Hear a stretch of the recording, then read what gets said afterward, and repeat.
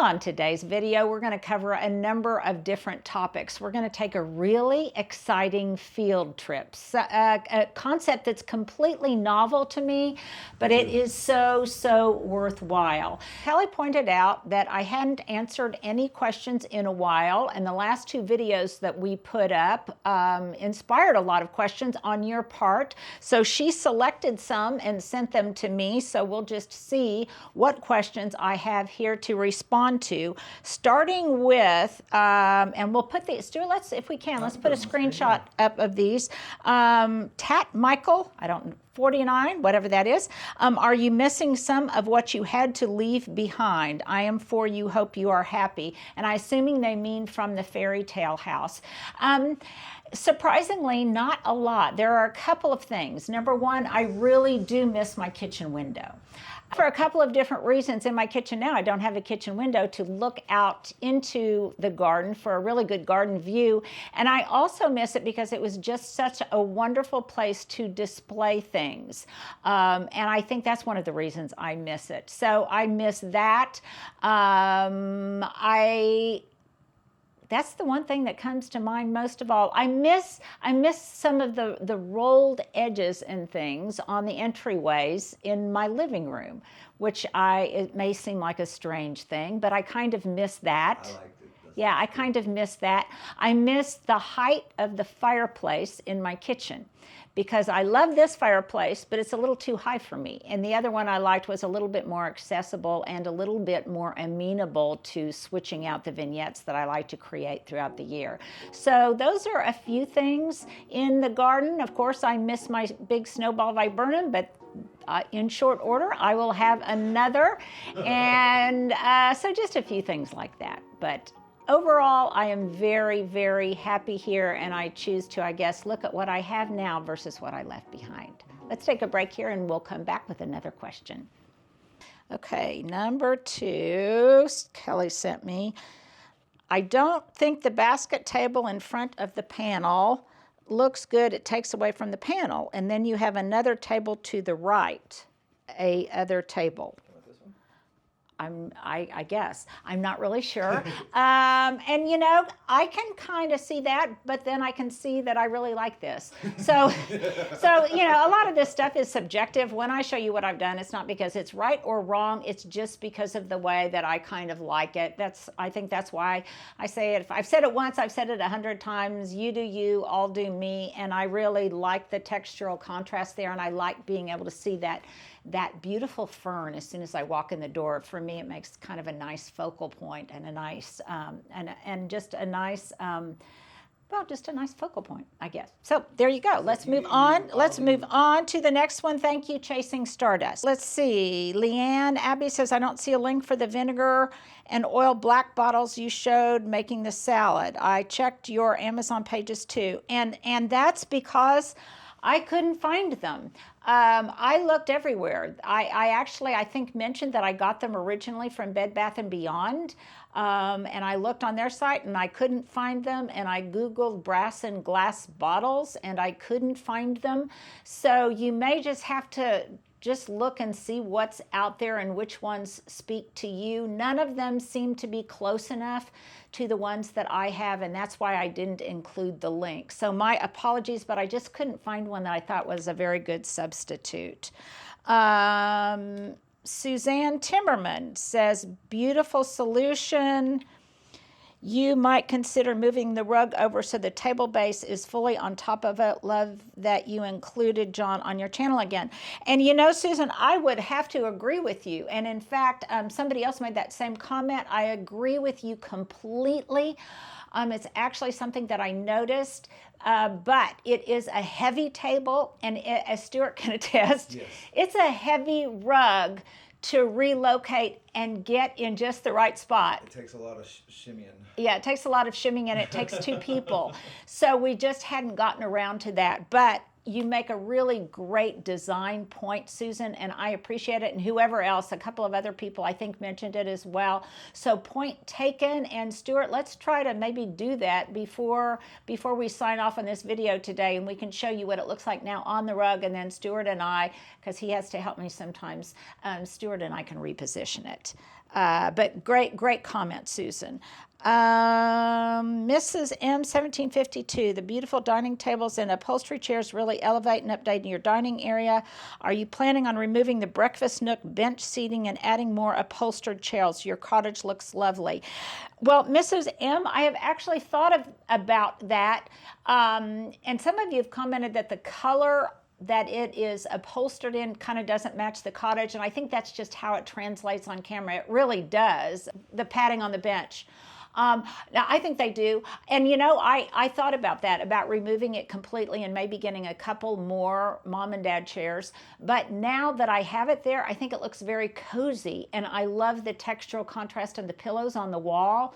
And Makes it a nook. Yeah, it makes it a nook.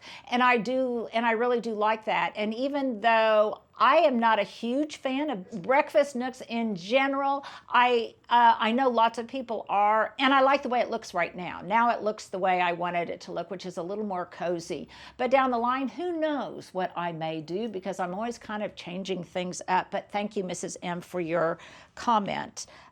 Diane says, love the updates. The living room definitely looks cozier with the fire and new furniture arrangement. Particularly love the new black dining table. Where is it from?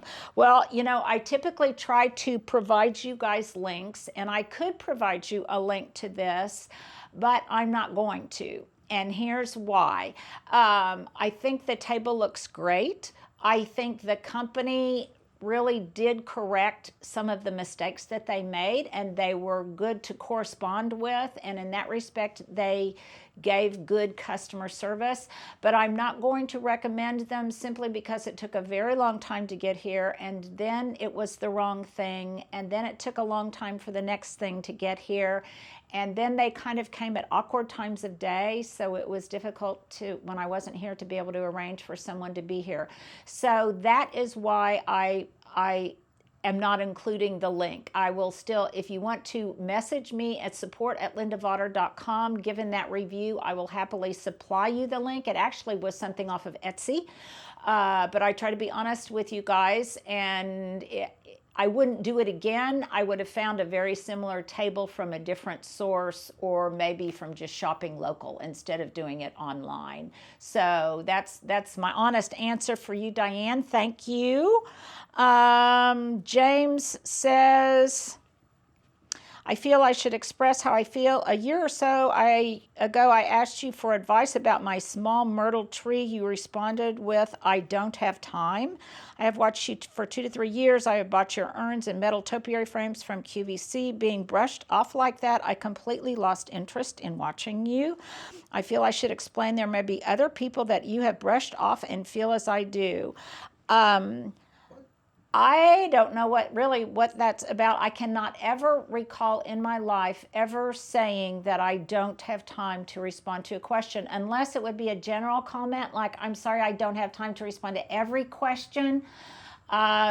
It could also be, bear in mind that there's just 4 of us, and we would never say we didn't have time. Yeah, I don't respond to it. Yeah, I don't recall ever saying. And I think some of you maybe who have been by my cottage and have visited, I try to always take the time to visit with you.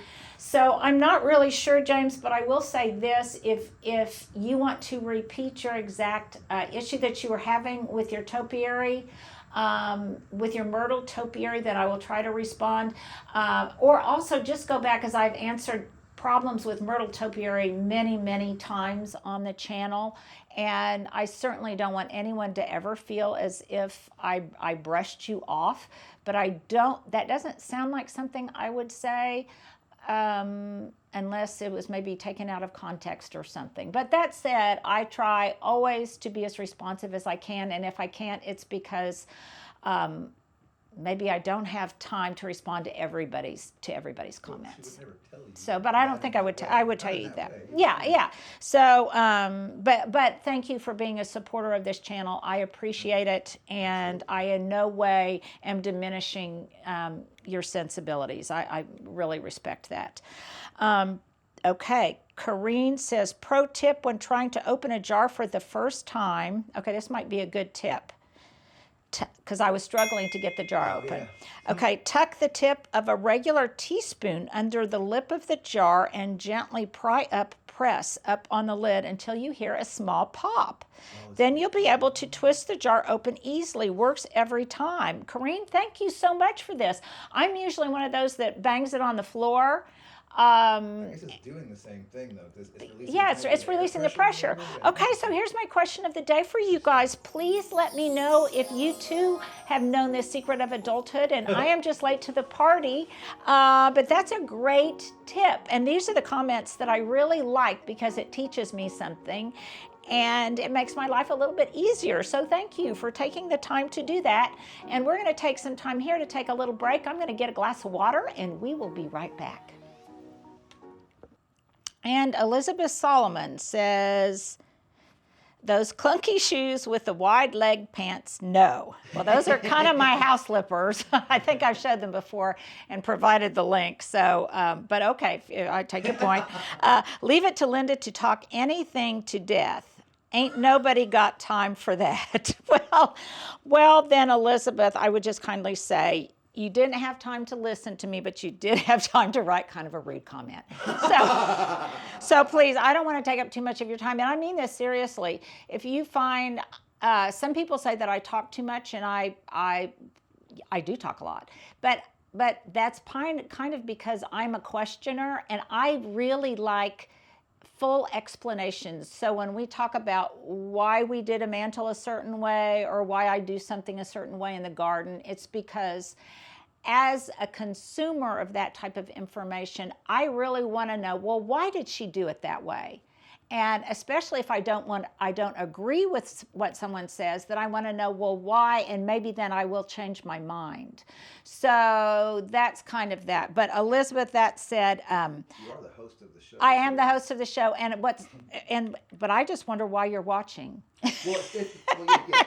Yeah. So please, I appreciate you taking the time to comment. But no, I just, whatever. So please, if you don't like the content, then I really don't want you watching because I really do want you to spend your time reading or something. Okay, let's see. Well, I guess that is all that I've got for today. Those are the list of the ones that she sent me, but I so appreciate it.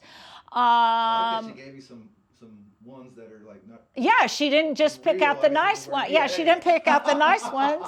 So Kelly, thank you. Kelly, thank you for that.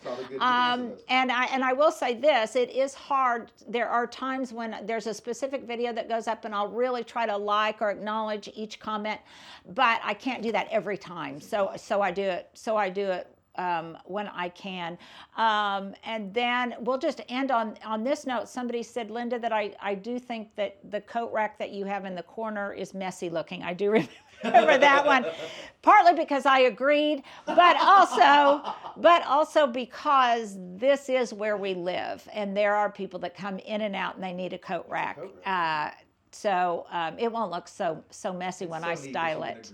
Yeah. But I appreciate that comment too, because it gives me a chance to say that this is we really live a life in this cottage. I remember Martha Stewart saying that eventually she got a studio just for some of these kinds of things, because it is a little bit difficult to have everything looking camera ready, and less control. And you guys know I'm kind of a control freak. But thank you so much for all of your comments. I hope you enjoyed that little FAQ. We haven't done one in a long time. So now, Stuart, I think we need to move on to something else.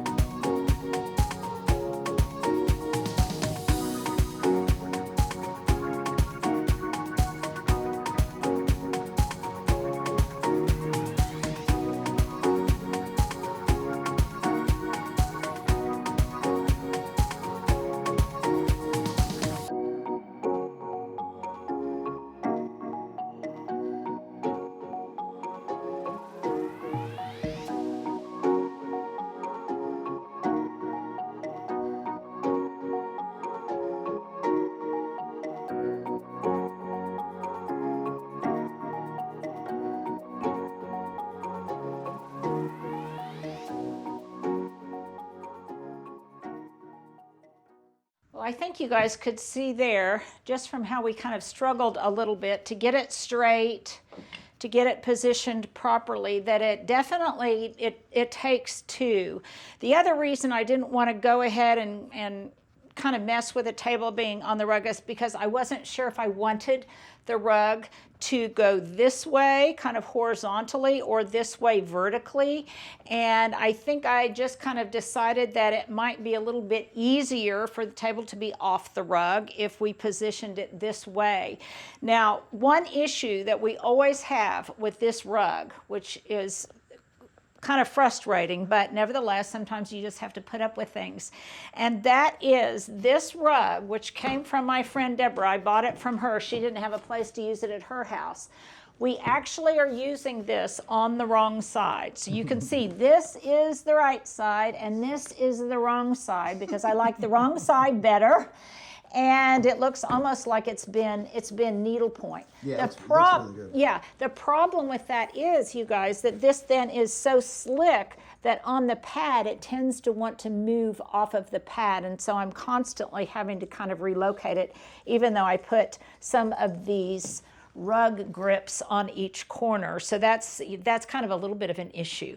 But nevertheless, this is kind of how we've done it. I still have a chair here that's partly on and partly off, but that's an easy fix. So tell me which way you like it. And then I have another question of the day for you. So this table, I think, is beautiful as it is, but I am afraid it will get scratched and scuffed. So I am thinking, as I did with my other table at the other house, of getting a beveled edge piece of glass on here. Now, I may not like that, because whenever you have glass on something, it can show fingerprints. Nevertheless, it would protect the surface of the table, and I do like the look of beveled glass. And by the way, I typically get it from a place in Dallas called Dulles, D-U-L-L-E-S, Glass and Mirror, and we will try to. For years. Yes, I've used them for years. And we will put a link in the description box below or right here. And so anyhow, we'll just have to see. But that's something else I'm considering.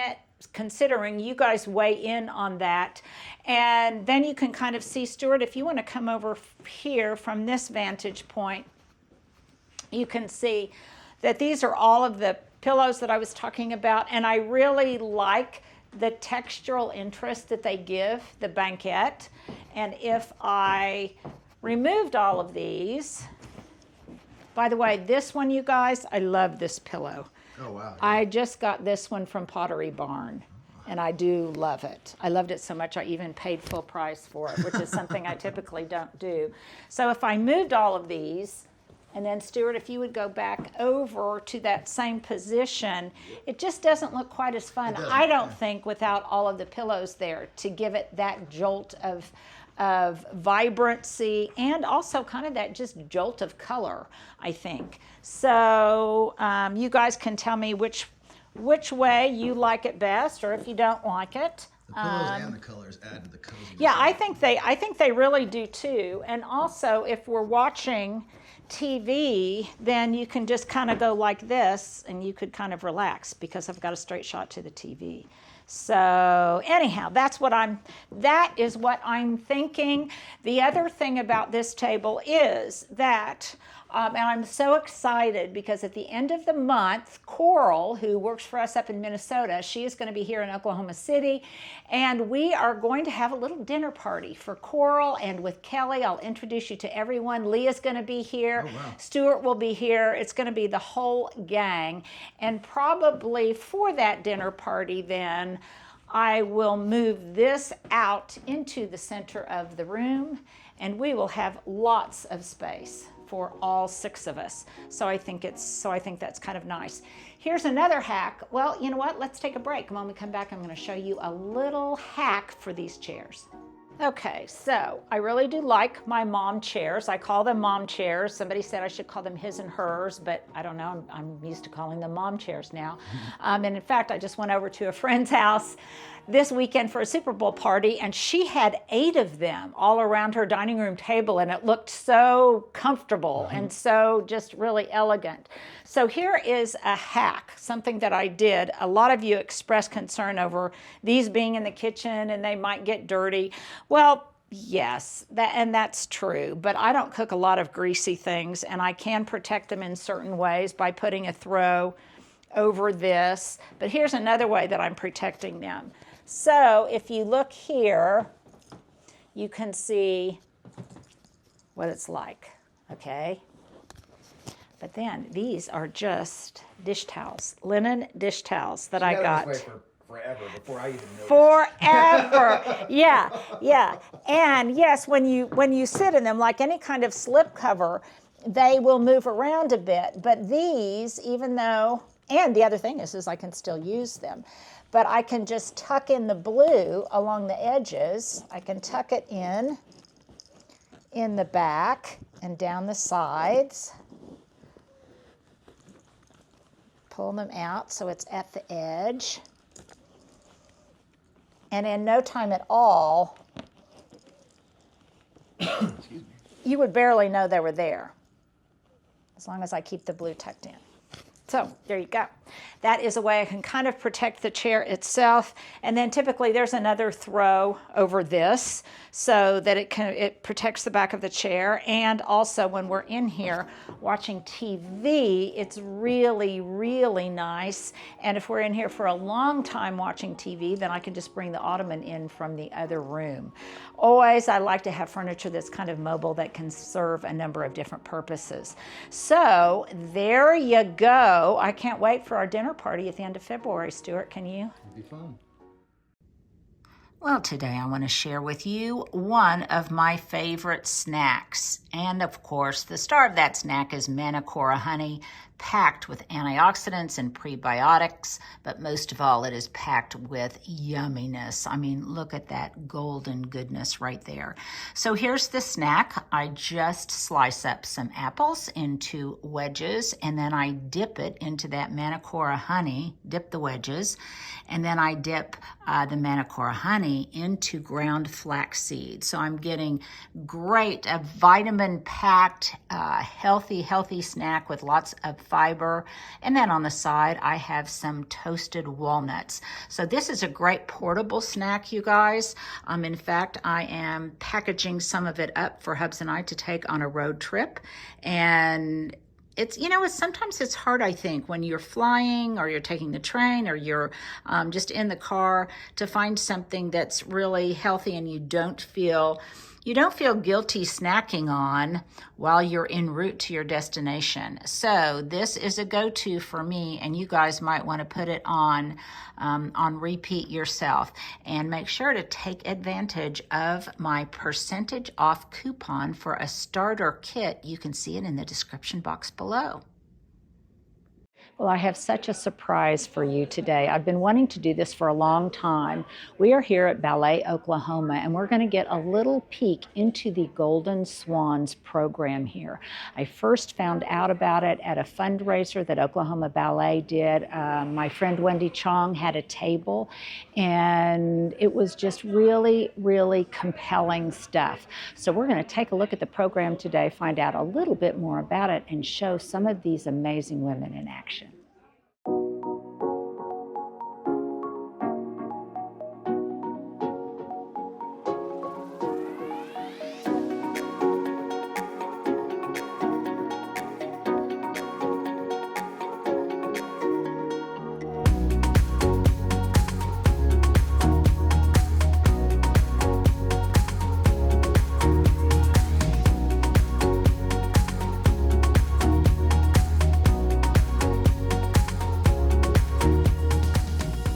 Well, I am here with my new friend, Erica Portell. She is the Director of Community Engagement here at the Oklahoma City Ballet. I keep wanting to call it Ballet Oklahoma.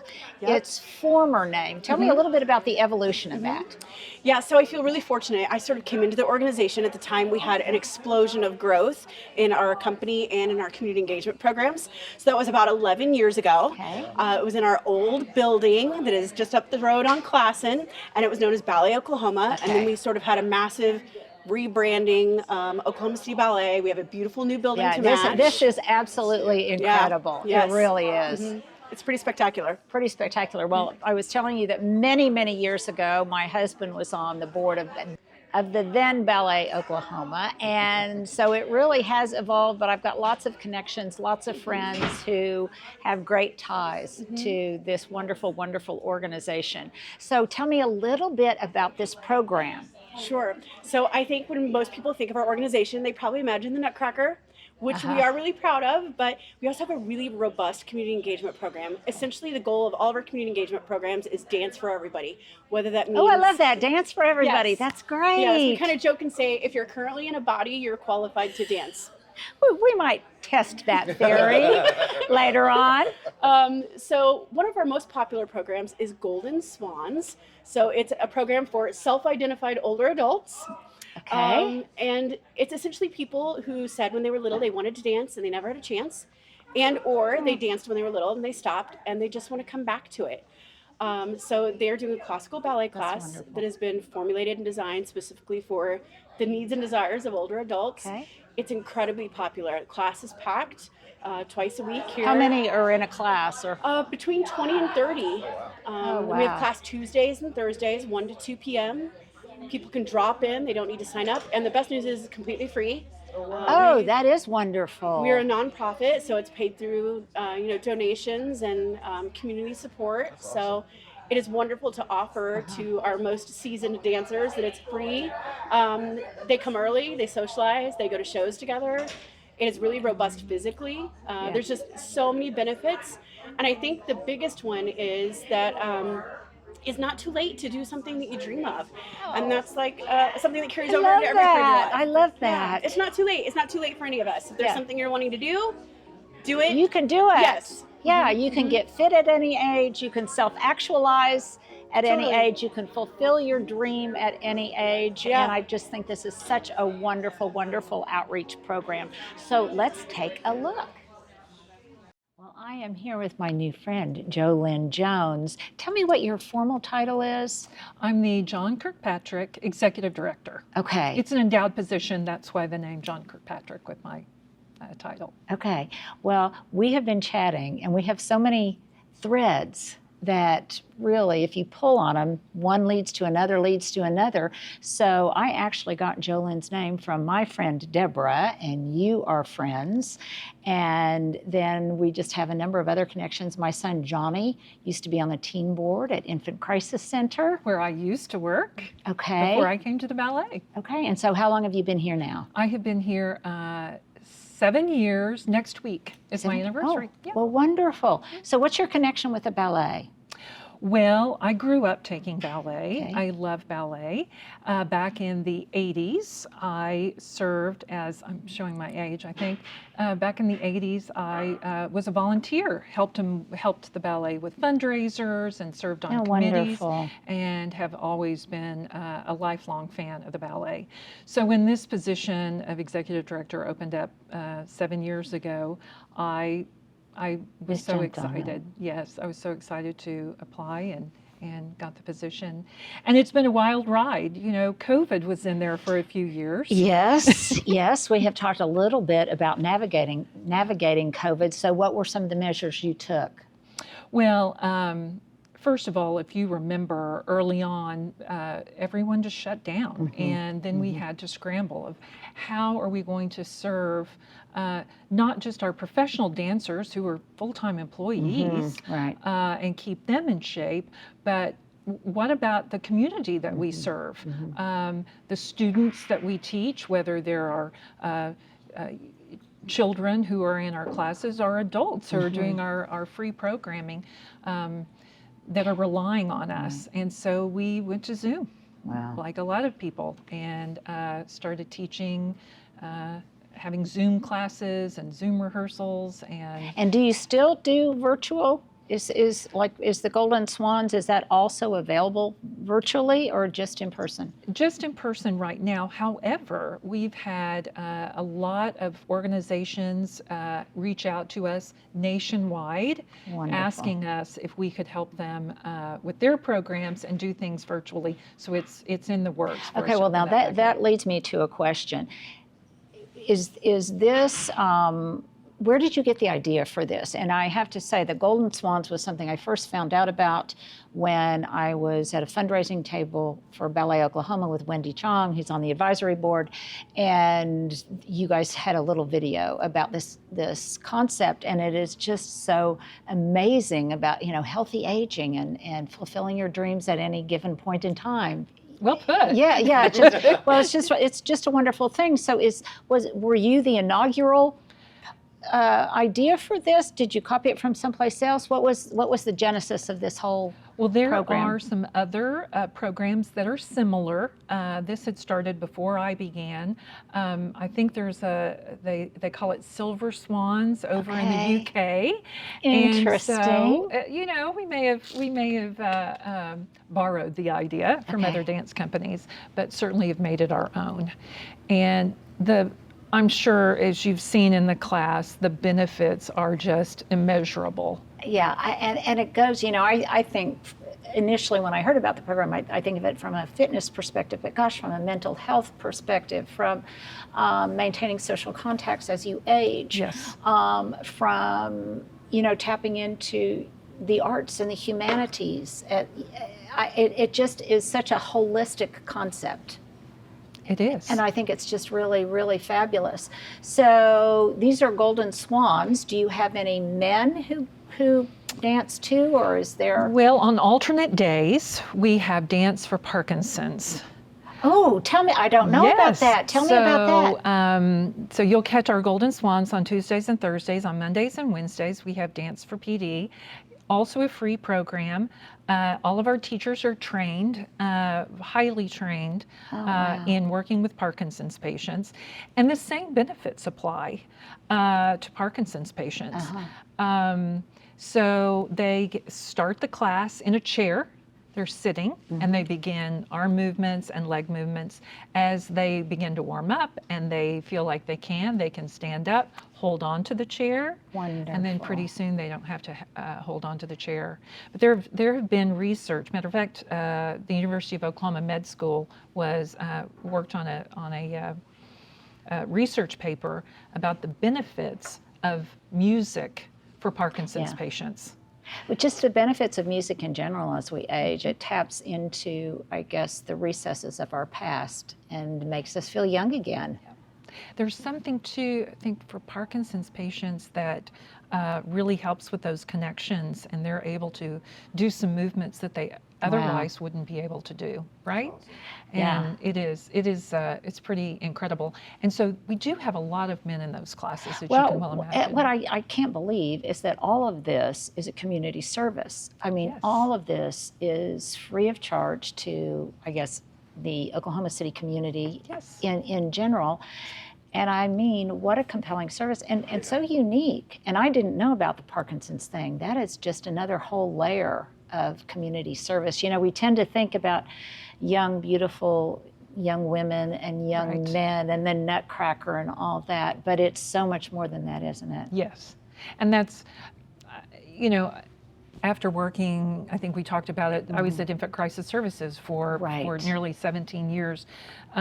Community service is such an important part, role for a nonprofit. At the end of the day, we're a nonprofit organization, and we have to give back. It can't just be about ticket sales to the Nutcracker or Swan Lake. And so that's just an important part of what we do, and I love that we provide those kind of things to the community. Well, it's so motivating. I mean, it's just so motivating, and it makes something that seems like it might otherwise be just culturally superficial or whatever, and it expands it above and beyond its artistic service to the community, and it just has so much more depth. Just has so much more depth. Well, I just can't thank you enough for spending time with us today. Please convey to all of the women that we so appreciate them allowing us to film them, it's very, very inspirational to me. You know, we ain't none of us getting any younger. And it's nice to have options Yes. of how we can stay physically and mentally fit as we get older. So Well, if you want to find out more about the program, where can they go? they can visit our website at okcballet.org. Okay. Find all the information there. I keep wanting to call it Ballet Oklahoma. I know.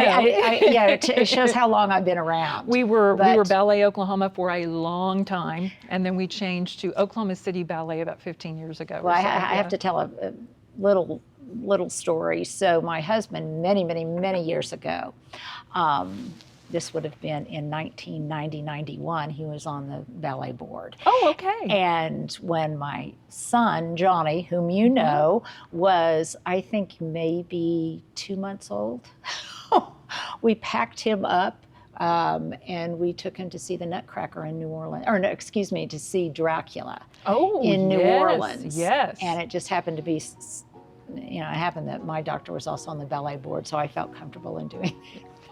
But I have fond connections too that Good. go way Way back. Well, way back. we will be performing Dracula this coming October. Oh, you of will? 2025. Well, Yeah. definitely I'm going to have to revisit that Yes. then. Yes. Full circle. Halloween date.